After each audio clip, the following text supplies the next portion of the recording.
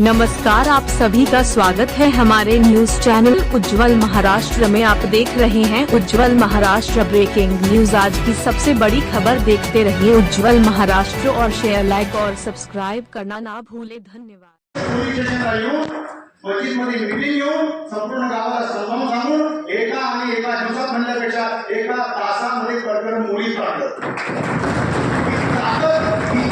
हे प्रेम बरोबर समीर भाई मला तरी कन्नड तालुक्यात दाखवलं आणि तसं म्हणेल की कन्नड तालुक्यात कदाचित मला माहिती नाही जिल्ह्यामध्ये कोण सरपंच आहे किंवा नाही, पण नासेर पटेलला द्यावं लागलं। खरं म्हटलं माझं कुठलंही बोलणं नव्हतं, पण केवळ आणि केवळ फक्त त्यांच्यामुळे मी 100 आणि 100% माझ्या विरोधात 35 लाख रुपये गावामध्ये वाटले गेले, तरी मी गावामध्ये त्यांच्या विरोधात 650 मतांनी निवडून आलो। समीर साजिद भाई जो जबान कम चलाते हैं, हाथ ज्यादा चलाते हैं, हमारे युवा अध्यक्ष मुंशी पटेल साहब,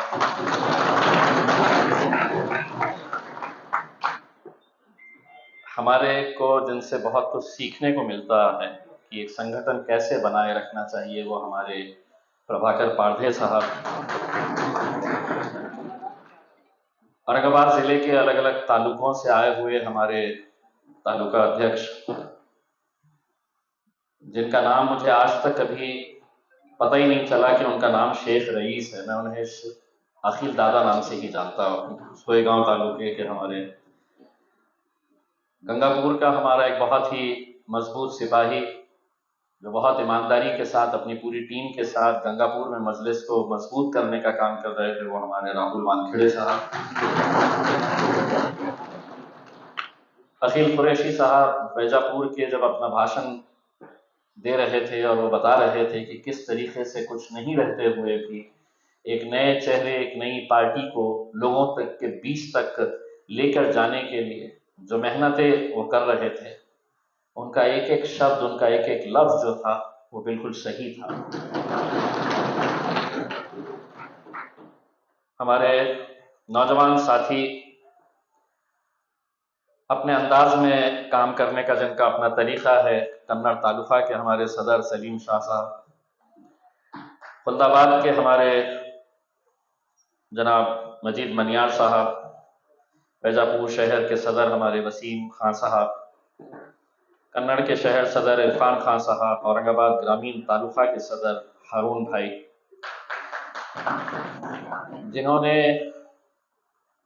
कुछ ही महीने पहले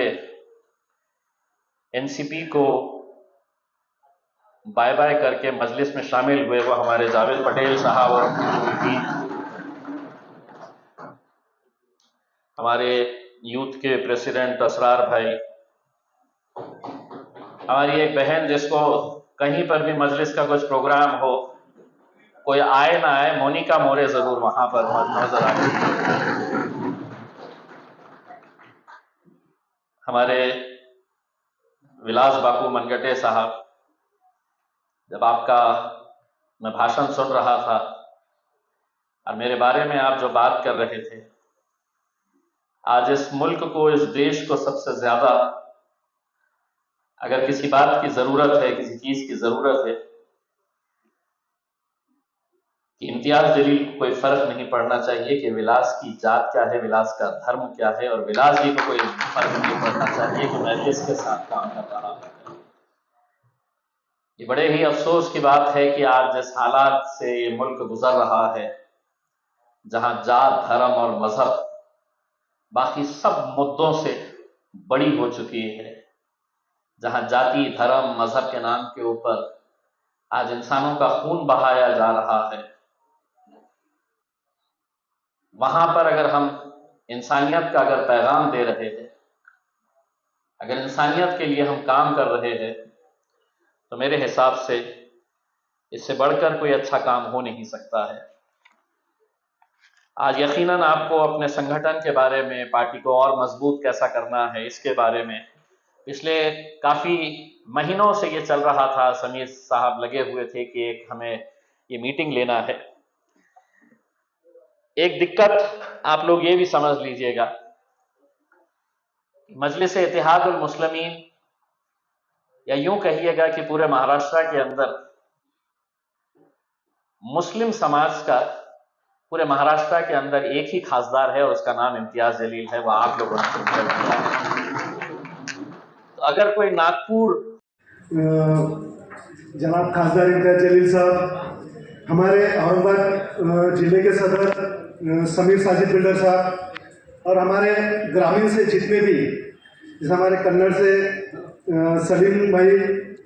समूह है, हमारे गंगापुर के भी तालुका सदर राहुल वानखेड़े साहब, हमारे खुलताबाद के सदर मजीद मनियार साहब, हमारे वैजापुर के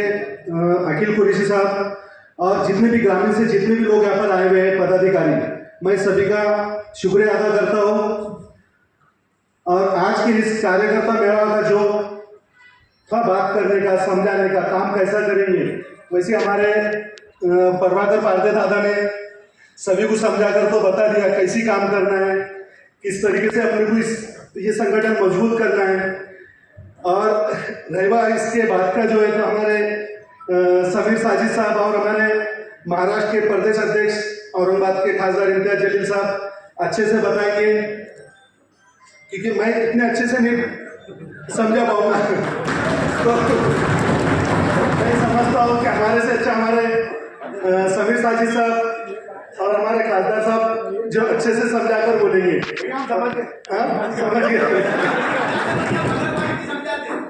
और आज का इस प्रोग्राम जो है तो ग्रामीण के सब कुठल्याही प्रकारचं राजकारणाचं वलय नसताना, कुठला अनुभव नसताना नासेर पटेलांनी एमआयएम पक्षाच्या जोरावर मला प्रचंड अशा मतांनी गावामध्ये मातोभर मंडळी असताना सुद्धा निवडून आणलं। कदाचित एमआयएम पक्षाची ताकद बऱ्याचशा लोकांना माहिती नाही,